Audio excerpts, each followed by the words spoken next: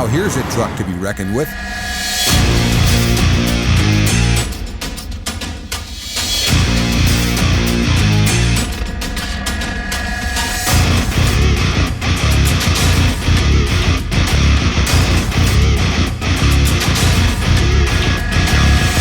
£92,000 gross vehicle weight, 8-wheel drive, 600 horsepower, 2,050 pound-feet of torque, and a 306-inch wheelbase. This truck lives for roads that would break your average highway hauler in half. It's Freightliner's Extreme Heavy Haul 122 SD. Hi, I'm Jim Park with today's Trucking's Ultimate Test Drive Series. We're here at the Stony Point Rock Quarry in Cotati, California with this great-looking Freightliner 122 SD 8x8 Ultra Heavy Haul oil tanker. We're going to get up close and personal with it here in just a minute, find out some of the features of that truck, so why don't you follow me over, we'll have a closer look at it. Vocational trucks are distinctly different from on-highway freight haulers. More often than not, the truck is not much more than a platform that delivers some other piece of equipment to a job site, like a crane or a vacuum truck. In this case, a tank, designed for hauling crude over mostly off-road terrain. It's not a workplace for the faint of heart, or I should say the faint of chassis. Up to this point, we've only taken on-highway trucks out for the ultimate test drive, so I'm pretty stoked about making this Freightliner 122 SD our very first vocational test drive. So what makes a vocational truck different from an on-highway truck? Here to explain the difference is Freightliner's General Manager of Vocational Sales, Richard Sayward. Vocational trucks are primarily tools. So vocational trucks are used by people to affect things in their environment. Construction, they're used to bring material in and out of a job site. They're used to excavate. Some of the criteria that you have to meet for your customers is you've got to provide a platform that they're going to mount their equipment on that can be stable and durable. So I think a customer is always looking for durability. And durable it'll have to be to survive 10 years of running around on Alberta's oil fields, and that's where this truck is going to see the bulk of its service. Let's take a walk around and see what she's made of. So let's start with the front end of this thing. 23,000-pound drivable steer axle. It's got a driver-controlled diff in it, 23,000-pound flat leaf springs, and a 2-speed transfer case. What more could you want? If you get into some tough stuff, you got 3 axles driving at the back, and if you need one more, reach down, flick the diff lock, and up you go. No stopping this puppy. Right behind that, we've got the battery box, and an extra step on here you'll notice because this thing is so darn tall. Here we've got a 23-gallon DEF tank. That's the maximum capacity, so if these guys are working out in the field for a day or two, they're not going to be running short of diesel exhaust fluid. Got a 70-gallon fuel tank here, 120 gallons on the other side, but Freightliner recently went to a 25-inch tank so they could make some room in the back of the cab. We'll show you up here later, but right behind the back of this cab, it's completely flat, and that's to help the bodybuilders get all their equipment on the back there. What we couldn't see in that clip was the 1,700 square inch radiator, the Fabco 2-speed transfer case, the 7/16 by 13 1/8 inch steel frame rail with 1/4 inch inserts, a rock guard, and a skid plate. Now let's check under the hood. The driver's daily checkpoints are easy enough to get to, and Daimler's virtual technician is going to keep its eye on anything that the driver can't see. Up here we've got the DD16 600 horsepower, 2050 pound-feet of torque. From a driver's point of view, doing the daily checks, pretty simple here, except we have to look up, not down. It's the first time I ever looked up with a dipstick before. Got your oil levels here, power steering reservoirs here, oil water separator, coolant level, everything's pretty easy to see. Getting up to fill stuff like the windshield washer, of course.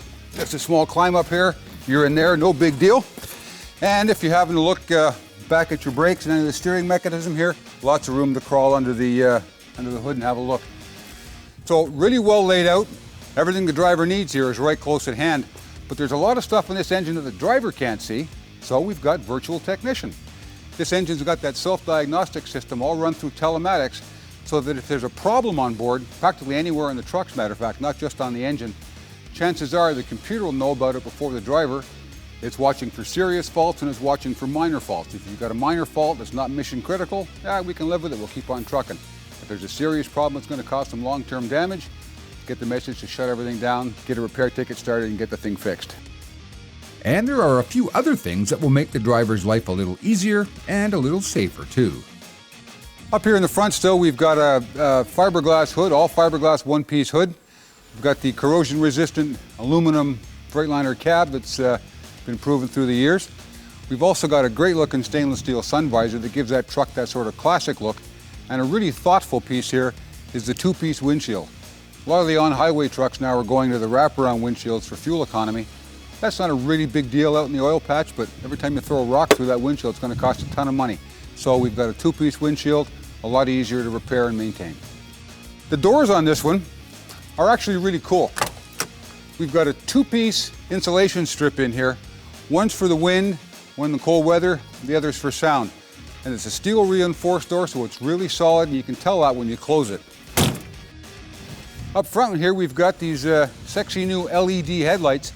If you've ever seen these work in the dark, you'd be amazed at the difference between the LED and the halogen. So what a great place for bright headlights when you're working out in the oil patch. No street lights out there. Up here on the front, we've got these Michelin XZL 445 65R 22.5 on-road, off-road tires. Pretty standard in the oil field in places where you get some pretty rugged terrain. You'll notice here as well, we've got the tire pressure management system on this truck. A little sensor right here in the valve cap. And around back, we've got the airway strain gauge to sense the amount of weight that's on the steer axle. Another feature to help the driver know how much he's loading onto the truck. Well, that about covers a lot of the cool stuff up front. Now let's take a walk around back and check out the tri-drive rear axles and the tank body. Right back here on the back, we've got this 69,000 pound tri-drive axle assembly. Each axle is good for 23,000 pounds. We've got the Freightliner airliner suspension on each one. We've got locking diffs, and we've got the interaxle differential lockout as well, all controlled from the cab. So the driver's in complete charge of this thing at all times. And down here on two of the drive axles, you notice we've got the on-spot chaining device. That's a driver-controlled option as well. Flick of the switch, it deploys a chaining mechanism so the driver's got virtually instant traction without having to get out and sling all the jewelry every time he gets into a tough spot. And up here on top, we've got the Truck Evolution 6,000 gallon, 22.8 cubic meter oil tank. It's good for sour crude or crude oil. They can pressure or vacuum load or unload this thing, all right here in the control cabinet for the driver to use. If you weren't already aware, the SD in 122 SD stands for severe duty. As we've seen, this truck is built to take on some pretty big, pretty tough jobs. As Richard Sayward mentioned earlier, these trucks have to be durable. The customers have a lot riding on their choice of chassis, putting a lot of pressure on Freightliner to make sure they've tested and retested these things to within an inch of their lives, and even beyond sometimes, to make sure they're up to the challenge.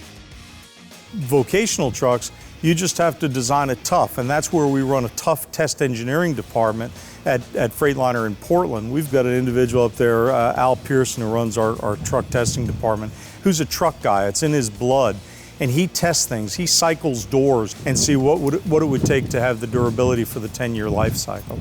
So we test the heck out of our trucks before we put them in the customer's hands. So what's left but to take the thing out for an ultimate test drive? While we couldn't find anything here in Napa, California that replicated the oil fields of northern Alberta, we did manage to find a tricky little two-lane road just a few miles from our base here. Let's go check it out. I'm Jim Park for today's Trucking's Ultimate Test Drive. Drive it like you own it and keep your revs down.